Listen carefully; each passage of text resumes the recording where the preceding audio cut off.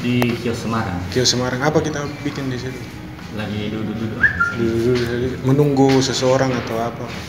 Enggak, saya rencana saya tunggu sorenya ini.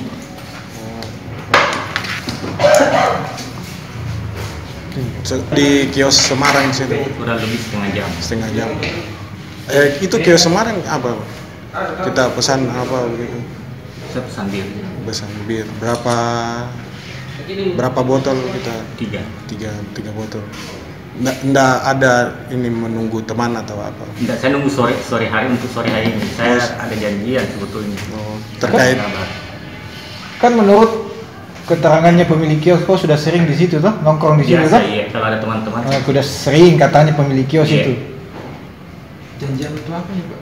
Ya. Untuk terkait kasus ini atau? Bukan. Jadi ini kan ada di mobil etononya. Kemarin saya kan ketemu Pak Idris Manggabarani.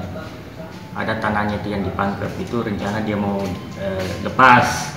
Kemarin saya ketemu beliau, dia maunya pertemukan antara lawyernya Pak Idris dengan lawyernya yang ahli waris ini.